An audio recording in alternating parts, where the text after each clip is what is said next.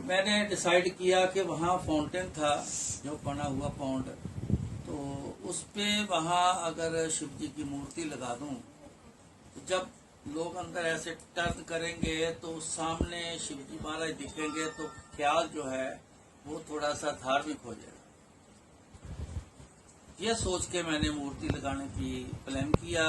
राजस्थान गया, वहाँ जयपुर गया, वहाँ मूर्ति देखने के लिए गए। कहते हैं जी जो साइज आप कह रहे हो वो साइज ऑर्डर पे बनता है, 1.5 फुट 2 फुट की जो है वो तो आम रूटीन में बनती। मैंने कहा कि ऑर्डर पे कितना टाइम लगेगा, कोई 1 साल बोले, कोई 10 महीने बोले, कितना समय लगेगा। ये समय ज्यादा था। मैंने कहा मेरे को तो जल्दी चाहिए। सारी मार्केट, बहुत बड़ी मार्केट है वहाँ पे, सारी मार्केट देखा, छोटी छोटी गलियां हैं उनमें जाके देखी, कहीं भी ना मिली, निराश हो गए। वापस आने लगे तो एक छोटी सी गली में गया था, आगे तक जो वापस आया एक दरवाजा घर का बंद था, लेकिन मेरे को लगा जैसे ऊपर छत नहीं है, तो दरवाजा लगा था। मैंने ऐसे दरवाजे को कहा अगर बंद है तो खटखटाता हूँ, ऐसे हाथ लगाया तो अपने आप दरवाजा खुल गया। जब देखा तो वो गोडाउन था, बहुत सी मूर्ति पड़ी थी। एक तरपाल ब्लू कलर की ऐसे ऊपर दी हुई, मैंने ऐसे उसको उठा के देखा, ये क्या। जब मुझे देखा तो यही मूर्ति वहां पड़ी हुई, बंदा कोई नहीं था वहां। मैं बाहर आया, जिस शोरूम से पहले बात करी थी उसके पास आया, उसने मेरे को आवाज दी, क्यों कुछ बना नहीं। मैं कहा जी नहीं। कहता ऑर्डर दे जाओ, बनवा देंगे, जल्दी बनवा देंगे। मैं कहा जी मेरे को बात सब बताओ।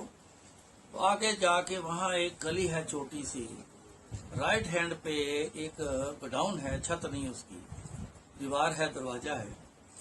वहाँ एक मूर्ति पड़ी है जो मेरे को साइज चाहिए वही है। उसने 1-2-3 लोगों से पता किया कि किसका गोडाउन है, उसको पता चला तो उन्होंने बोला बुलाओ उनको। एक नौजवान लड़का आया, हाँ भाई ये मूर्ति तुम्हारी है? हाँ जी। बोलो क्या लोगे? कहता जी किसी की ऑर्डर की। क्या ऑर्डर की है? तो ये तो नहीं देंगे, हमें ऑर्डर दे दो और बना देंगे। कितना समय लगाओगे? उसने बोला जी 10 महीने कम से कम, हो सकता है 11 भी हो जाए। मैं कहा इतना समय हमारे पास नहीं है, देनी है तो ये दे दो, पैसे बताओ। कहता नहीं जी पैसे का कोई सवाल नहीं, जबान की कीमत है। उसने बोला कि तेरा बाबा कहाँ है? उसने बोला जी वहाँ होगा कहीं, जा लेके आ उसको। वो साइकिल पे आया था, साइकिल पे बिठा के ले आया उसको, अपने बुजुर्ग को। उससे बातचीत करे, वो माने ना, करते करते करते मैं तो गुरुजी की याद में जुट जाता हूँ। शुरू से मेरा यही काम है। मैं गुरुजी करो कृपा, एक चीज दिखी है तो मिल जाए, बार बार आना भी बड़ा मुश्किल है, तो करो कृपा। पता नहीं क्या उसके दिमाग में आया, तो उसने बोला कि चलो आप ज्यादा कहते हैं तो बात करता हूँ। 5 लाख से शुरू हुआ। उन्होंने बोला ये तो बहुत ज्यादा, 5 लाख। वैसे तो आर्ट की कोई कीमत नहीं, लेकिन हमने बार्गेनिंग शुरू हो गई तो करते करते करते जी 2.5 लाख में वो पूरा हो। मैंने एडवांस दिया उसको, 50,000 एडवांस दी। बाकी पेमेंट जो है वहां पे मिलेगी जब दिल्ली लेके आओ। उनके जो नए नक्श थे फेस के, मेरे को वो पसंद नहीं थे। मैंने कहा मेरे को अपने हिसाब से चाहिए, अच्छा सा कोई तराशने वाला बंदा है जो नए नक्श आप कहते जी बहुत बढ़िया एक लड़का है, वो अपने पैसे मुंह मांगे पैसे बोलेगा। बुलाया उसको, कितने पैसे लेगा? मेरे मर्जी के मुताबिक। तो सोच रहा है, कहता है 700 रुपए दे देगा। मेरा बस चलो हो गई बात। तो उसके फेस मैंने सारा ठीक, हमारे पास टाइम नहीं तो दोबारा गया था, फिर सब ठीक ठाक करवाया। मैंने ऐसे गुरुजी से फोन करके बोला कि गुरुजी मेरी एक इच्छा है कि शिव जी की मूर्ति वहां लगाऊं। तो गुरुजी मैंने वो तैयार करवाई है एक, आप कोई दिन बताओ कि किस दिन मैंने वहां फिट करनी है, स्थापना करनी है, उनको सेटल किस दिन करना। उन्होंने बोला ऐसा कोई दिन नहीं है, जब मर्जी कर ले। मैं कहा चलो ठीक है। फिर फोन आ गया, कहते तू ऐसा कर सोमवार को लगा दे। ये पहले बोले कब आएगी? मैं कह रही जब हम बोलेंगे, आज बोलेंगे अगले दिन आ जाएगी, तैयार पड़ी। कहते हैं सोमवार को लगा दे, मंडे 11 बजे लगाना। मैं कहा ठीक है। कहते इधर मैं समाधि पे बैठा हूँगा, उधर तू वहां 12 बजे, सॉरी 11 नहीं 12 बजे। तो मेरे मन में आया, मैं कहा सरदारों वाला टाइम है 12 बजे। आप जानते हो 12 बजे सरदारों का टाइम है। समझा। तो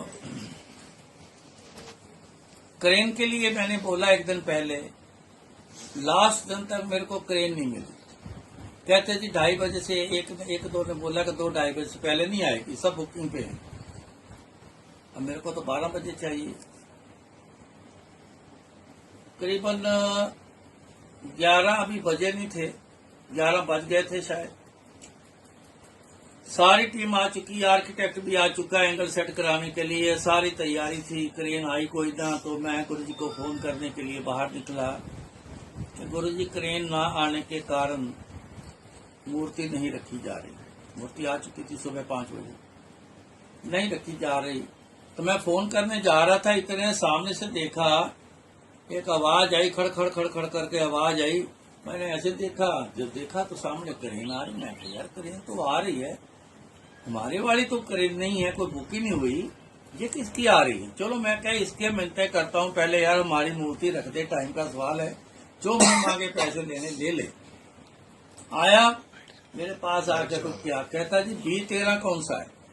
B13 प्लॉट नंबर है मंदिर का। B13 कौन सा है? मैं कहती हमारा है। मूर्ति रखना है? मैं कहती हाँ। मैं कहती आपको किसने बताया? कहता पता नहीं जी, मेरे को अभी फोन आया था, तो कुछ बात समझ में आई, कुछ नहीं समझ में आई। इतना समझ में आया कि B13 भाटी पे चले जा, मूर्ति रखनी। इतना मेरे को एक मैसेज मिला फोन पर। तो कहता मैं इधर पूछता पूछता मैं B13 अब आपसे पूछ रहा हूँ। मैं क्या आज आप हमारे हमने उसको मैंने बोला कि जो जूट का रोप होता है उससे मूर्ति को लगा के उठाना है, स्टील के वो जो जंजीर है उससे नहीं। कहता जी मेरे को सब पता है क्या करना है। हाँ ठीक है। उसने इतना मोटा रस्सा निकाला, तो निकाल के मैंने उसको बोला कि कमर से बांधना है, ये बाजुओं से नहीं बांधना, क्योंकि वजन ज्यादा है, कहीं बाजू ना क्रैक कर दे। आप मेरे को मत बताओ, मेरे को सब पता है क्या करना। ठीक है भाई। उसने कमर से रस्सा डाला, डाल के 2 उसने ऐसे लीवर से बनाए, उसको हुक में फंसाया, फंसा के उसको उठा के चेक किया, कहीं इधर उधर तो नहीं जाती, थोड़ी सी जा रही थी लेकिन बैलेंस में थी।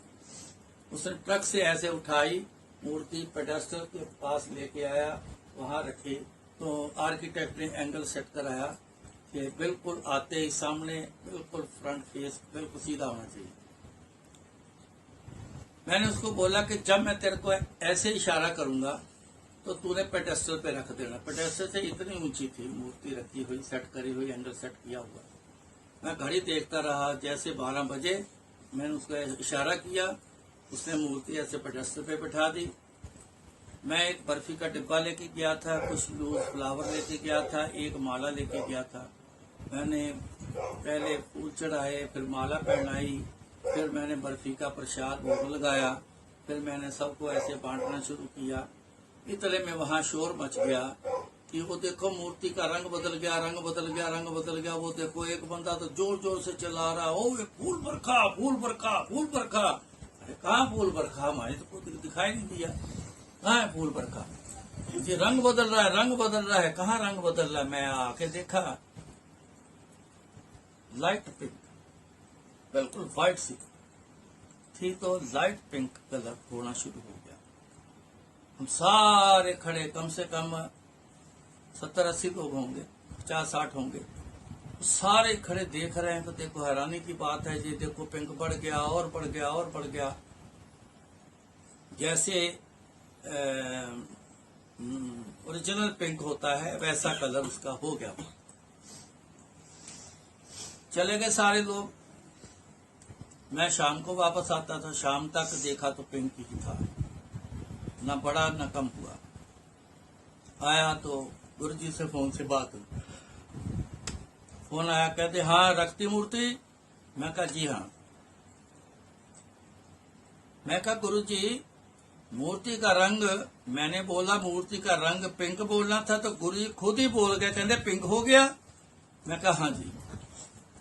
तब गुरु जी ने बताया, कहते उस मूर्ति में मैंने अपना नूर डाला है, तो मूर्ति का रंग पिंक हुआ है।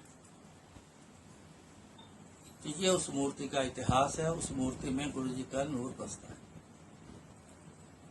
तभी तो वो कई करिश्मे करती है, आंख झपकती है, लिप्स हिलते हैं, उसमें से रोशनी निकलती है। एक लेडी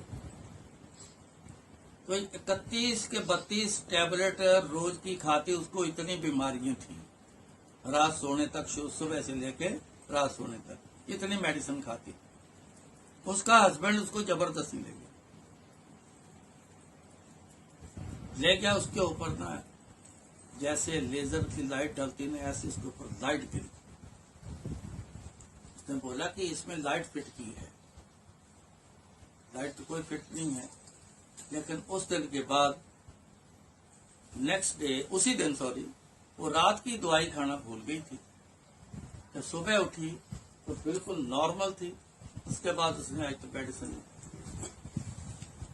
तो गुरु जी का कुछ भी किया हो वो संगत के लिए है।